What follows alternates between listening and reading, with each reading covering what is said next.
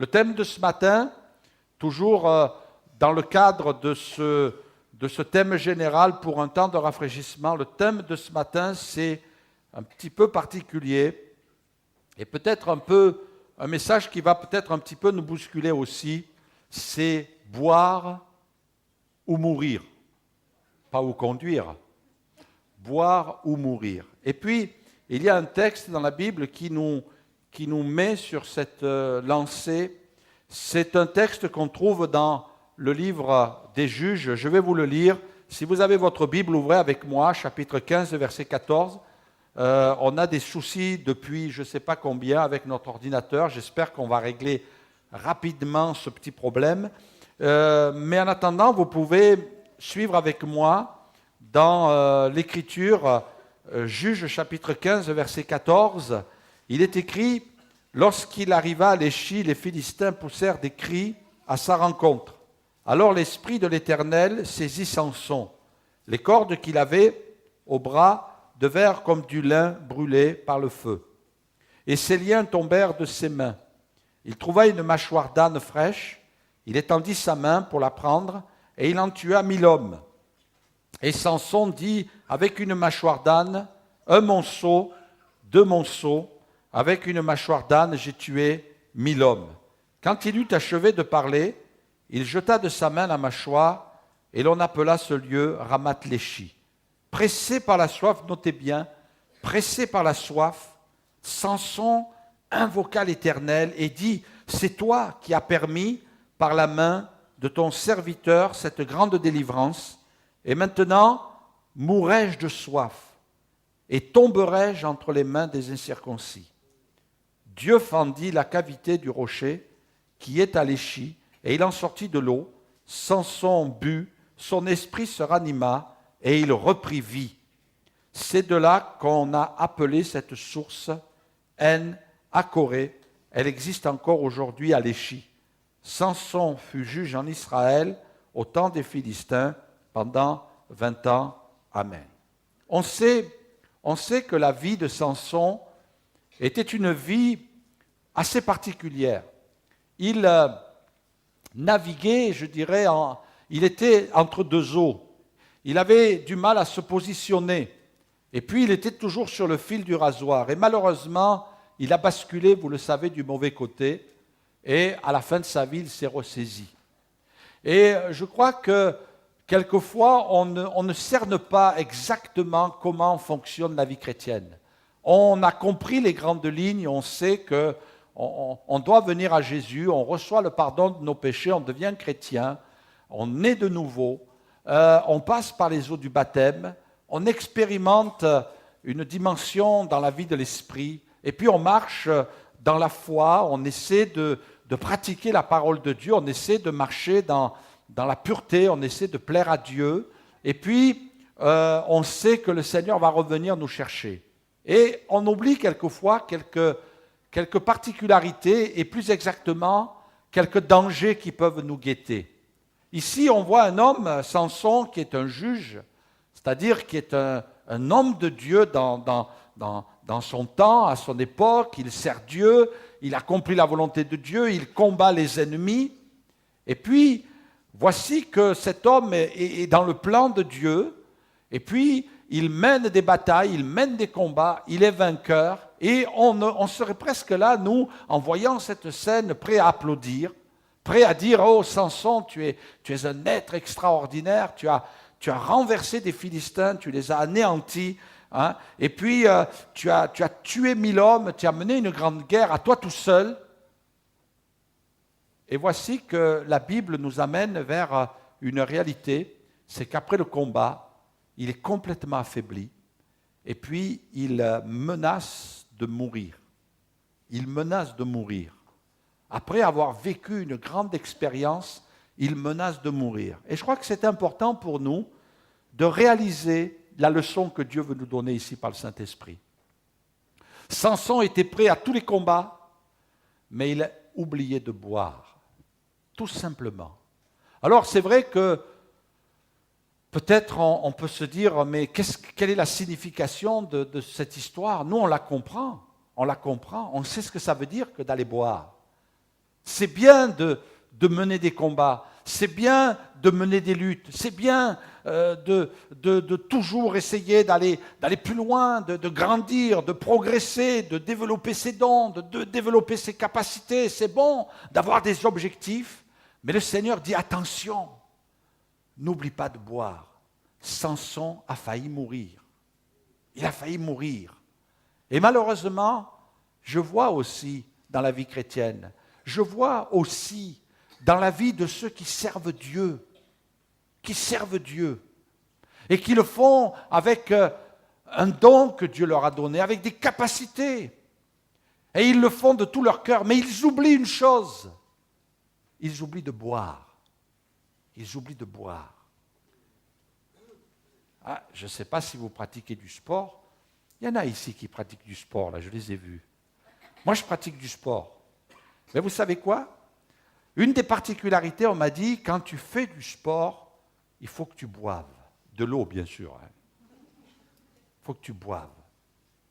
Et puis, c'est nécessaire. Quand on est en activité physique, il faut boire. Et mes frères et sœurs, si je transpose ça sur le domaine spirituel, si tu oublies de boire, tu vas mourir. Et il faut choisir. Dieu nous invite, boire ou mourir. Samson a failli sombrer là. Et malheureusement, sur le champ de bataille, il y a trop de chrétiens, il y a trop de serviteurs, il y a trop de servantes qui sont tombés parce qu'ils ont oublié de boire, parce qu'ils ont oublié de s'approcher du rocher et de laisser leur âme être désaltérée. Et le Seigneur dit, laisse là ton travail et viens me rencontrer. Viens dans ma présence et la reçois de ma part. C'est vrai que nous, on est ambitieux, on a envie de grandes choses pour Dieu. Mais le Seigneur dit, laisse toute ton ambition, laisse tous tes projets, laisse de côté le désir de faire ceci ou de faire cela. Arrête-toi un petit peu et entre dans ta chambre, entre dans ma présence. Viens dans ma maison, viens dans des endroits là, dans des groupes de maisons, viens à l'église, viens te retrouver avec des frères et sœurs qui vont avoir un temps dans la louange et dans l'adoration, viens à la source.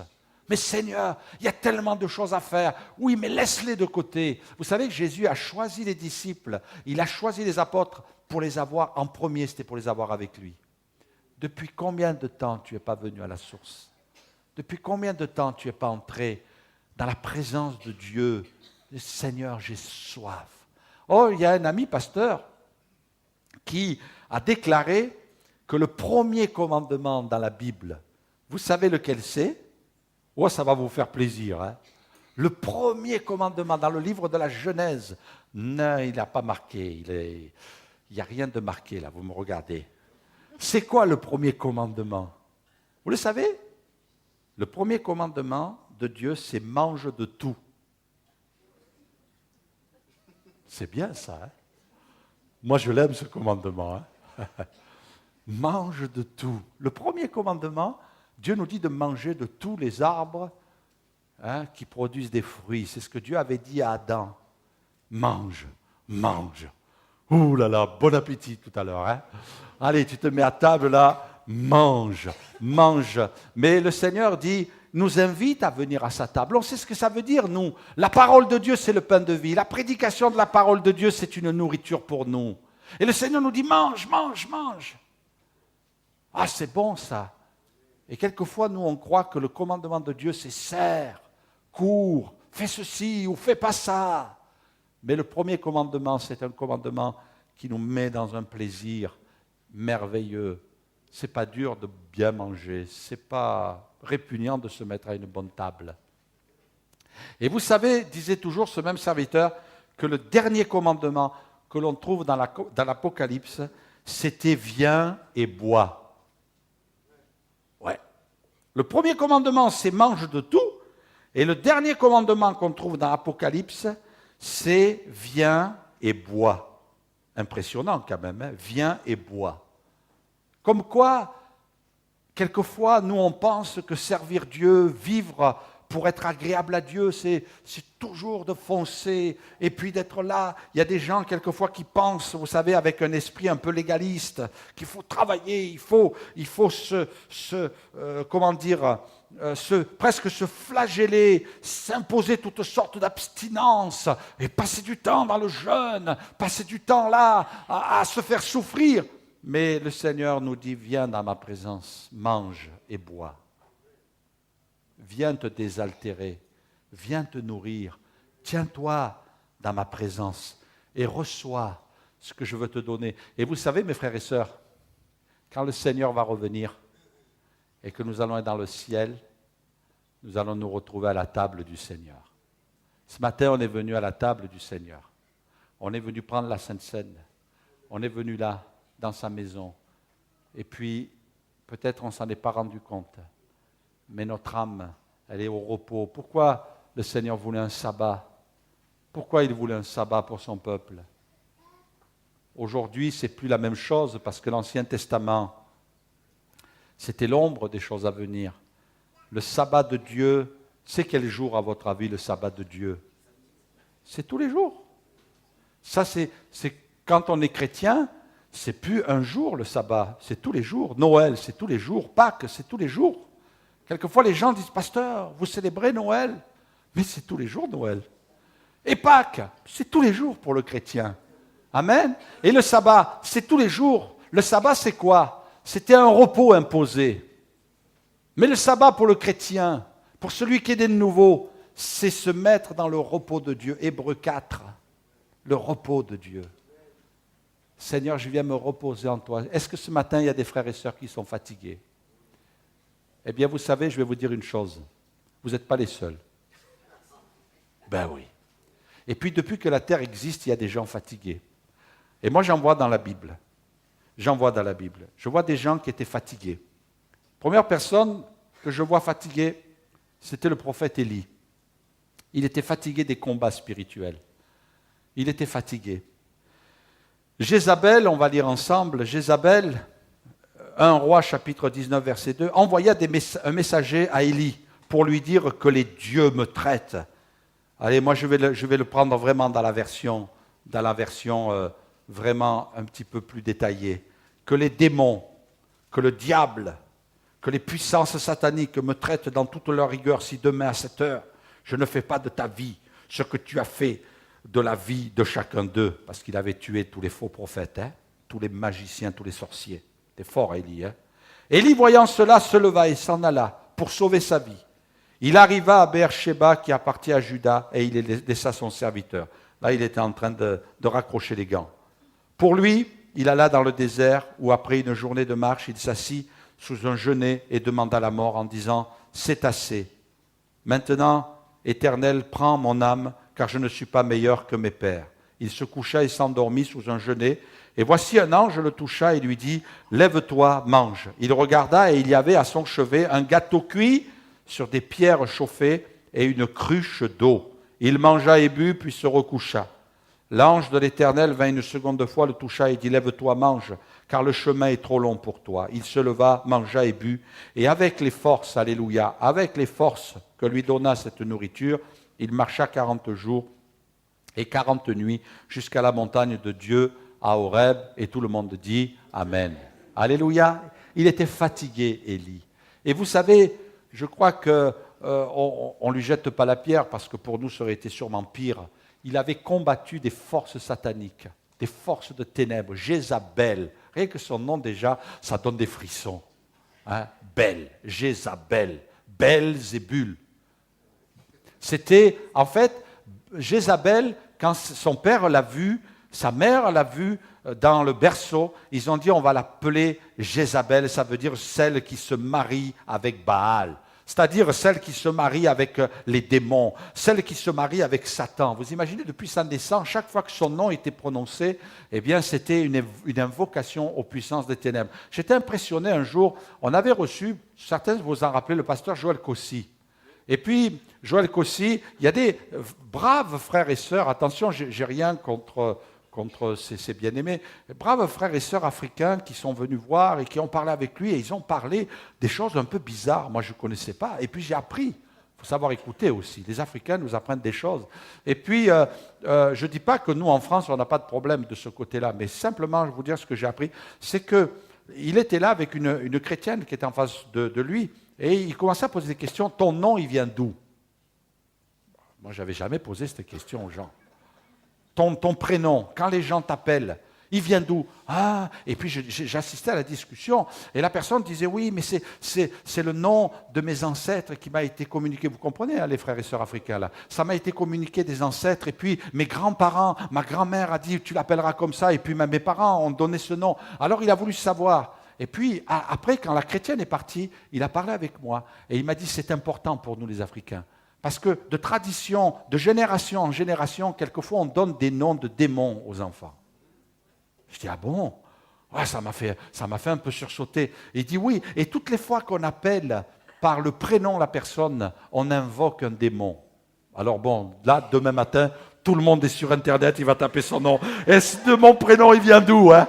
Bon. Et imaginez Jézabel, l'épouse de Baal, celle qui a marié Baal, toute sa vie. C'était une invocation démoniaque. Et puis Élie s'est trouvé confronté à ça. Mes frères et sœurs, quelquefois on oublie, comme un jour je le disais dans une autre église, on oublie qu'en France aussi il y a des démons. Hein. Parce que quelquefois il y a des gens, dans tel pays il y a des marabouts, mais nous en France on n'a rien. Hein. En France, c'est clean, hein.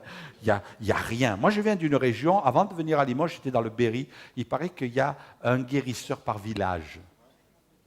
Peut-être que depuis le temps que je suis à Limoges, il y en a peut-être 2. C'est bizarre comme ça marche. Et même, il a été dit qu'en France, il y avait plus de guérisseurs que de médecins. Vous le saviez, ça? Alors les démons, ils y sont, ne vous inquiétez pas. Ils sont sous les pierres, ils sont sous les tuiles, ils sont bien cachés. Ils dorment bien, un peu comme des chauves-souris, vous savez, et la nuit, non, même le jour, ils agissent. Et peut-être tu ne t'en rends pas compte ce matin, mais tu vis des combats spirituels. Et ça, il faut développer cette sensibilité. Nous, en France, on est tellement cartésiens. Nous, en France, on est tellement philosophes. Victor Hugo, Montesquieu, Montaigne, Alfred de Vigny. Hein? On a tous les artistes, nous. Jacques Brel. Hein? On a les meilleurs. Il est belge. Quoique s'il était venu à cette époque, il serait resté belge. Hein? Mais toujours est-il, mes frères et sœurs, que ce n'est pas notre raison qui va mettre les démons dans des boîtes. Ce n'est pas parce que nous sommes cartésiens ou que nous sommes philosophes. Pourtant, ils agissent. Et tu connais, tu vis des combats spirituels. Tu es attaqué. Et il y a des moments dans ta vie où il y a des menaces, où l'ennemi vient comme Goliath et dit « je vais le tuer ». Et tu sens, peut-être tu as peur, peut-être tu es dans l'inquiétude, peut-être la nuit tu frémis, tu ne sais pas d'où viennent ces peurs, peut-être tu ne sais pas d'où viennent tes angoisses, peut-être tu ne sais pas d'où viennent tes idées de mort. Parce qu'il ne faut pas oublier qu'Élie a demandé la mort. Parce que c'est un règne de mort quand c'est des puissances sataniques. Peut-être tu te dis, mais d'où vient cette maladie qui m'a sauté dessus? Peut-être c'est une œuvre satanique. Et tu entends dans tes oreilles, tu vas mourir. Élie, il a été complètement découragé. Alors ce matin, mes frères et sœurs, réalisons notre découragement aussi. Réalisons, Seigneur, je ne peux pas combattre. J'y arrive pas. Tu as essayé par tes propres forces. Tu n'y arrives pas. Et là, le Seigneur te dit, laisse-toi faire. Il y a des moments où le Seigneur veut qu'on s'abandonne entre ses mains. Oh Seigneur, j'arrive plus à prier. Bon, c'est pas grave. Ah bon, je croyais que c'était grave. Seigneur, j'arrive plus à aller à une réunion de prière. J'arrive plus à me mettre à genoux. J'arrive plus, Seigneur, parce que même chez moi, j'ai l'impression qu'il y a une présence mauvaise qui est là. Tu n'as pas une impression, elle est peut-être là, la présence. Mais le Seigneur te dit, viens et laisse-toi faire. Qu'est-ce qu'a fait Élie? Il s'est endormi. Et Élie attendait. Seigneur, si tu veux, tu me reprends, je suis prêt. Mon serviteur, il est casé. Maintenant, Seigneur, j'ai fini mon travail, tu peux me reprendre. Comme ça, je serai tellement bien là-haut. Oui. Mais le Seigneur dit, ce qui est important, ce n'est pas ce que toi tu as envie, c'est ce que moi j'ai envie. Et le Seigneur ne l'a pas repris tout de suite, parce qu'il fallait qu'il continue à servir Dieu. Et voyez-vous, mes frères et sœurs, ce matin, je voudrais vous encourager. Il y a le temps du combat, mais je veux te dire aussi de la part de Dieu qu'il y a le temps de la visitation. Il y a le temps du rafraîchissement. Il y a le temps de la bénédiction. Parce que Dieu ne prévoit jamais un combat sans une bénédiction. Alléluia. Mais ce n'est pas parce que la bénédiction arrive que ça va être facile. C'est un combat qui est dur. Tu es attaqué. Et le diable connaît le défaut de ta cuirasse. Il sait ton point faible. Il le connaît, ton point faible. Il le connaît par cœur. Et puis toi, tu es là en train de dire non, je ne vais pas m'en sortir. Jamais je vais arriver à me sortir de cette impasse. Mais le Seigneur dit reste dans ma présence. Parce que la dernière des choses qu'il a fait, Élie, avant de s'endormir, c'est qu'il s'est mis à prier. Mes frères et sœurs, il s'est mis à prier. Ne te mets pas à hurler. Ne te mets pas à maudire, ne te mets pas à critiquer, ne te mets pas à juger tout le monde. Dis oui, c'est la faute de ceci, c'est la faute de cela, et puis c'est la faute de l'Église. Et puis, le Seigneur dit, prie et tais-toi. Et puis, attends-toi à moi. Et il y a le moment où il y a la rencontre de Dieu. Il y a l'ange qui va venir te voir. Il y a le Seigneur qui va venir te rencontrer. Il y a le Saint-Esprit qui va venir. Et le Seigneur va te secouer. C'est le moment. Allez, mange et bois. C'est un temps de rafraîchissement. Mange et bois. Et puis, qu'est-ce qu'a fait Élie? Eh bien, il a mangé, il a bu et puis il s'est rendormi. Ben, il y a des moments où on a besoin de repos. Hein. Eh oui, pas te culpabiliser. Hein. Il y a des moments où tu as besoin de te reposer, tu as besoin de te détendre. S'il faut arrêter la machine. Il y a des moments où on est fatigué. Et puis, il y a eu le moment où l'ange l'a laissé se reposer, il l'a secoué de nouveau, il a dit, allez, mange et bois. Et puis là, il a été renouvelé dans ses forces. Et ce matin, je veux déclarer que le Seigneur te renouvelle dans tes forces. Attends-toi à lui. Les combats sont durs, les combats sont pénibles, mais il est fidèle, il va prendre soin de toi. Alléluia. Les combats qui assèchent. Deuxièmement, quelquefois on est fatigué du péché. Du péché vers lequel on peut être entraîné, mais je voudrais dire aussi le péché dont on peut être victime aussi. Parce que c'est notre entourage. Et vous allez comprendre ce que je veux dire. Rappelez-vous de cette femme samaritaine. Jésus lui répondit, « Quiconque boit de cette eau, Jean chapitre 4, verset 13, « Quiconque boit de cette eau aura encore soif. Mais celui qui boira de l'eau que je lui donnerai n'aura jamais soif. Et l'eau que je lui donnerai deviendra en lui une source d'eau qui jaillira jusque dans la vie éternelle. » La femme lui dit, « Seigneur, donne-moi de cette eau, afin que je n'ai plus soif et que je ne vienne plus puiser ici. » Ah, tu veux boire un petit coup, hein, ma petite dame? Tu as soif? Tu as vraiment soif? Alors, on va continuer. Va, lui dit Jésus, appelle ton mari et viens ici. Si tu veux boire, va chercher ton mari et viens ici. La femme répondit, je n'ai point de mari. Elle croyait s'en sortir comme ça. Je n'ai pas de mari, moi. Et puis, le Seigneur continue, elle dit, tu as eu raison de dire, je n'ai pas de mari. Parce que tu en as eu 5. Ah, dévoilé. Et puis celui que tu as, ce n'est même pas ton mari. Ah ben alors là, totalement dévoilé. Elle avait soif. Tu as soif de Dieu, alors il faut que dans ton cœur, tu règles ton péché. Il faut que dans ta vie, tu mettes de l'ordre. Et c'est vrai que moi, quand je regarde ce monde, il ne me fait pas envie. Il ne me fait pas envie. Même ceux qui, des fois, pourraient nous faire envie. Ah, ils ont réussi. Ah, eux, ils n'ont pas de soucis de fin de mois. Ah, eux, ils ne sont pas inquiets pour le travail. Et puis, ah, il y a des gens, on leur fait même cadeau en période de paix, des parachutes dorés. Hein? En période de paix. Et puis, des sommes qu'on peut même pas, tellement c'est gros. Et on se dit, ces gens-là, ils doivent être heureux. Moi, je ne les envie pas, ces gens-là. Parce qu'ils n'ont pas l'essentiel. Ils n'ont pas l'essentiel. Et puis, cette femme, elle était fatiguée de venir puiser de l'eau, de venir chercher de l'eau qui ne désaltère pas. Parce que l'eau de ce monde, il faut toujours y retourner. Il faut toujours y aller. Et puis, il faut y revenir sans cesse. Moi, quand je regarde le monde dans lequel je suis, je vois des gens fatigués. Mes frères et sœurs, nous devons réaliser notre privilège. Si tu es fatigué, c'est parce que peut-être tes yeux sont trop portés sur ce monde. Tu t'attends trop à ce monde. Tu veux trop puiser sur cette terre. Tu veux trop amasser. Peut-être ton espérance, elle est trop figée sur cette terre. Et le Seigneur te dit non, non, non, arrête. Regarde l'eau qui coule d'en haut.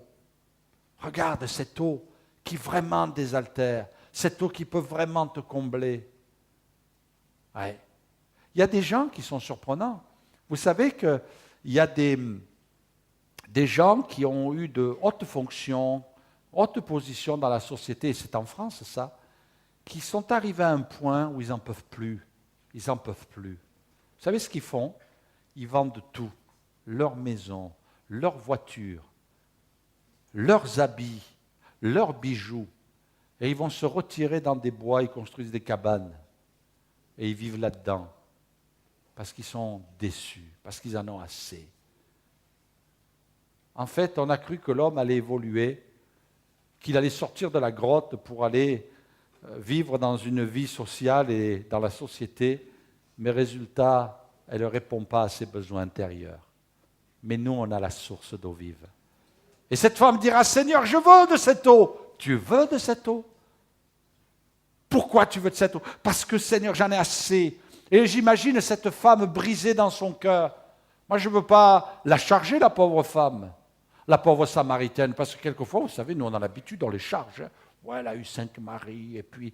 Mais c'est peut-être les maris qui n'étaient pas nets. Hein? Comprenez? Peut-être c'est des maris qui l'avaient blessé, des maris qui l'avaient laissé. Et puis aujourd'hui, on voit des femmes qui sont abandonnées, on voit des hommes aussi qui sont abandonnés. Et puis j'imagine cette femme déçue de tout,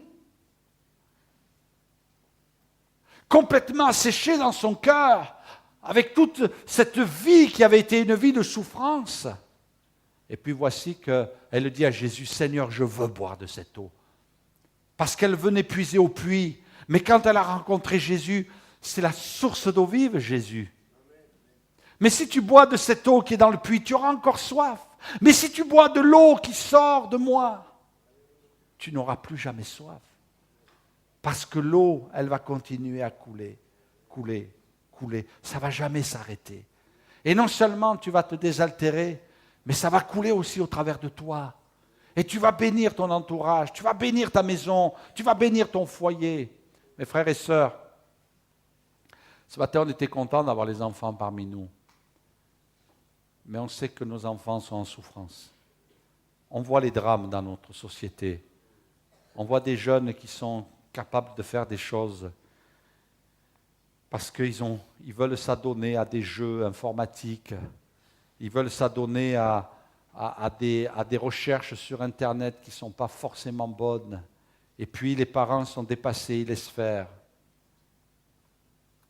On voit des parents dépassés. Moi, j'ai un fardeau pour la famille, parce que je sais que c'est dur. Et peut-être que vous, en tant que parents, un petit peu comme cette femme, moi je ne sais pas si elle avait des enfants, cette femme, elle ne nous a rien dit à son sujet, mais sûrement que, vous savez, on sait que des enfants qui n'ont pas eu de papa, il y a beaucoup, beaucoup de chances pour qu'ils deviennent des drogués, qu'ils deviennent des voyous, ou un papa qui est absent. Moi je dis, il y a trop de papas absents, il y a trop de mamans absentes, et je ne veux pas vous culpabiliser ce matin, mais il faut retrouver notre relation avec nos enfants. Il faut que les enfants retrouvent leur relation avec les parents. Et cette femme, elle était fatiguée. Et peut-être ce matin, vous êtes fatigué parce qu'il y a des choses terribles qui se passent dans notre société. Et vous dites, mais comment faire? L'Église a une vision, mais l'Église ne peut pas tout faire. L'Église ne fera jamais votre part. L'Église ne fera jamais la part de vos parents, des parents. On se dit, oh, mais à l'Église, ils vont avoir un enseignement. Oui, mais à l'Église, c'est quoi? C'est 1h30, 2 heures par semaine, mais toute la semaine, ils vivent avec vous. Mais le peuple de Dieu a un défi. Les chrétiens ont un défi. C'est de bien élever leurs enfants. La Bible dit « élevez-les » en les corrigeant, certes, pas en les matraquant, pas en les brutalisant, parce qu'elle dit aussi qu'il ne faut pas les décourager, mais de les amener vers le Seigneur. Oui. Et puis je vais terminer avec aussi cet exemple de Moïse qui était fatigué. On voit ici un peuple fatigant. Il est marqué dans Exode chapitre 17, verset 1. Alors le peuple chercha querelle à Moïse. Ils dirent, donne-nous de l'eau à boire. Moïse leur répondit, mais pourquoi me cherchez-vous querelle? Pourquoi tentez-vous l'Éternel? Le peuple était pressé par la soif et murmurait contre Moïse. Et il disait, pourquoi nous as-tu fait monter hors d'Égypte? Pour nous faire mourir de soif, moi, mes enfants et mes troupeaux. Car Moïse cria à l'Éternel en disant, que ferai-je? Encore un peu et ils me lapideront. L'Éternel dit à Moïse, passe devant le peuple et prends avec toi des anciens d'Israël. Prends aussi dans ta main ta verge avec laquelle tu as frappé le fleuve et marche. Voici, je me tiendrai devant toi sur le rocher d'Horeb. Tu frapperas le rocher et il en sortira de l'eau et le peuple boira. Moïse fit ainsi aux yeux des anciens d'Israël. Il donna à ce lieu le nom de Massa et Mériba parce que les enfants d'Israël avaient contesté et parce qu'ils avaient tenté l'Éternel en disant, l'Éternel est-il au milieu de nous ou n'y est-il pas? Toute l'assemblée des enfants d'Israël partit du désert de Sin, selon les marches que l'Éternel leur avait ordonnées. Ils campèrent à Réphidim, où le peuple ne trouva point d'eau à boire. Amen. Le peuple est en colère, le peuple est dans la rébellion, le peuple est pressé par la soif. Et là, ils vont bousculer Moïse, ils vont le secouer. Je crois qu'aujourd'hui, on se trouve dans le même problème. C'est qu'il y a trop de chrétiens qui veulent bousculer parce qu'ils ont soif. Il y a des chrétiens qui ont soif. Ils viennent bousculer. Je vois de plus en plus, de partout, des gens qui s'attendent trop à l'Église. Des gens qui veulent que tout vienne de l'Église. Des gens qui se disent, il faut que ça descende dans l'Église, parce que si ça ne descend pas dans l'Église, on va changer d'Église. Et il y a des gens qui sont là en train de graviter, de chercher. Il y a même des gens, moi je les vois quand je suis en tournée, il y a des gens qui viennent me voir, ils disent, pasteur, je vous connais. Alors je me gratte la tête un moment, je cherche un peu, parce que je tombe tellement, je vois des milliers de gens chaque année, et je me dis, mais je l'ai vu où celle-là? Je l'ai vu où celui-là? Non, non, vous ne me connaissez pas. Ah bon, je dis, d'où vous me connaissez? J'ai écouté des messages de vous sur Internet. Ah, ok, d'accord, je comprends. Il y a même quelqu'un de ma famille, un membre enfin, du moins par mariage, un de nos neveux qui s'est marié avec une chrétienne, une jeune fille, il l'a rencontrée en Israël. Et la première fois que je l'ai vue, elle m'a dit, je te connais. Si tu dois me confondre, peut-être Moïse, il avait un peu la même tête, hein, quoique des fois. Mais elle me dit, oui, je t'ai vu sur Internet. Oh, eh oui, on s'attend trop quelquefois. Et puis on va chercher, on va puiser. Je ne dis pas que c'est mauvais, mais quand c'est trop, c'est trop. Pourquoi ont-ils bousculé Moïse? Pourquoi se sont-ils pas réunis en disant, on a un problème, on a soif, on est dans le désert? Allez, on va prier, frères et sœurs, on va demander à Dieu de nous donner à boire. Pourquoi ils sont allés bousculer? Pourquoi ils sont allés se mettre en colère? Parce qu'ils avaient perdu la relation avec Dieu. Et je crois qu'aujourd'hui, nos églises deviennent de plus en plus religieuses. Et puis, le seul contact qu'on a avec Dieu, c'est le culte le dimanche matin. Mais ça, ce n'est pas normal. Alors, on veut tout bousculer. On veut chercher des solutions. Mais Dieu dit, la solution, elle est dans les choses simples. Viens dans ma présence. Viens boire. Beaucoup de gens sont dans la critique. Beaucoup de gens sont dans le jugement. Beaucoup de gens pointent du doigt les uns et les autres. Mais Dieu dit, tu as perdu le contact avec moi. Moïse était épuisé parce que c'était les autres qui le fatiguaient. Vous savez, si on ne fait pas attention, dans 4 matins, il n'y aura plus d'église. Ouais. Moi, je vois des pasteurs découragés. Je vois des épouses de pasteurs découragées. Parce qu'on leur dit, t'es payé pour ça, fais le boulot. Nous, on ne fait plus rien. Ben oui, il y a des gens qui raisonnent comme ça. Moi, j'ai rencontré un pasteur au congrès. Il y a quelques années, il m'avait invité dans son église.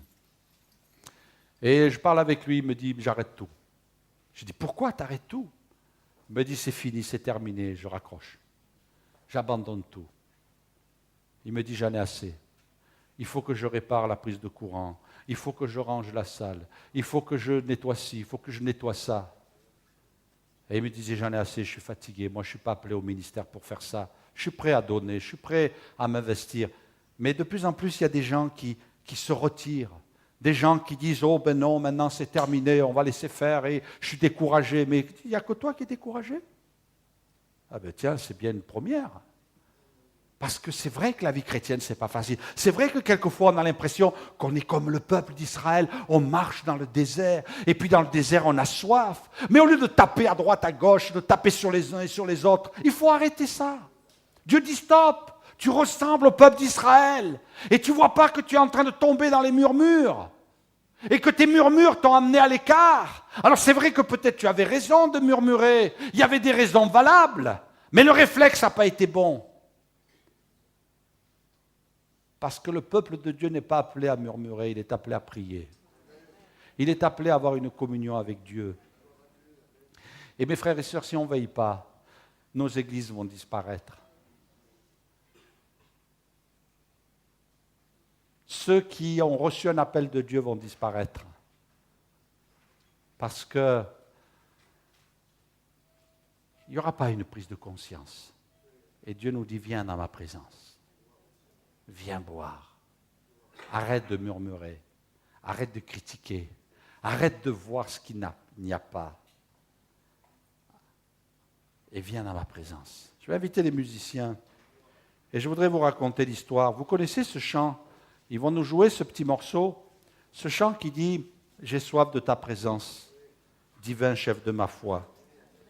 Eh bien, on va vous mettre sa photo. C'est Christian Glardon qui a écrit au XIXe siècle, en 1800 et des brouettes. Il a écrit ce chant, « J'ai soif de ta présence ». Et vous savez, cet homme qui a composé ces chants, qui était un missionnaire, la vie, elle était facile pour lui. Elle était très facile et il s'est mis là, comme c'était un homme qui avait la plume facile. Donc il a écrit ce chant. Vous croyez que c'est ça l'histoire? Eh bien, c'est pas ça, mes amis. Cet homme qui était un missionnaire aux Indes, il y a plus de quelques siècles, était aux prises avec des épreuves diverses.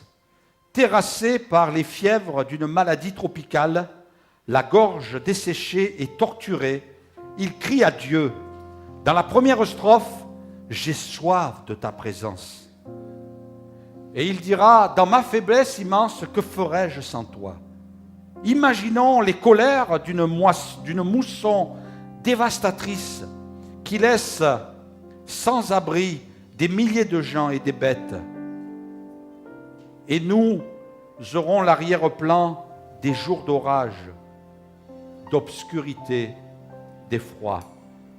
Des ennemis dans l'ombre rôdent autour de moi. Voilà qui fait sans doute allusion aux prédateurs, tigres du Bengale ou autres, tenus à faible distance par le feu du bivouac, du missionnaire en tournée d'évangélisation dans la jungle indienne. Et surtout aux rumeurs calomnieuses répandues sur son compte pour le discréditer dans son village. Enfin, et cette circonstance donne au cantique un relief saisissant, c'est après la mort de son petit garçon de 5 ans, Adrien, que l'auteur exprime dans la dernière strophe, on va l'afficher, dernière strophe, son deuil douloureux et sa foi en un Dieu incarné dans toute notre réalité humaine. Ô Jésus, ta présence, c'est la vie et la paix dans la souffrance et la vie à jamais. Oui, c'est bien chaque jour à chaque heure de notre existence terrestre qu'il a promis de demeurer près de nous. On voit dans le passé, on voit dans la parole, on voit dans le passé des chemins difficiles. Et je voudrais vous inviter à vous lever, on va terminer avec ce chant ce matin, que ce soit le cri de notre cœur. On voit cet homme qui a écrit ce chant et qui est passé par des moments difficiles, mais dans les moments difficiles, il n'a pas levé le poing. Il est passé par des moments où on l'a critiqué, on l'a traîné dans la boue, ce missionnaire, pour que l'évangile n'ait plus d'impact. Croyez-vous qu'il a arrêté? Il a dit, je retourne en Angleterre. C'est fini pour moi le service. Il a continué. Il a continué, mes frères et sœurs. Il a continué dans le service. Il n'a pas baissé les bras. Et ce matin, moi, j'entends la voix du Saint-Esprit qui me dit, continue, continue, serre-le fidèlement et viens boire à la source. Et dis comme cet homme l'a fait un jour, j'ai soif de ta présence. J'ai soif ce matin. Ce matin, j'ai soif. Ce matin, ce dont tu as besoin, c'est de venir à la source et de boire. Et de dire à ton Dieu, j'ai soif ce matin. J'ai soif, Seigneur. Si je ne bois pas, je vais mourir. J'ai soif ce matin. Amen.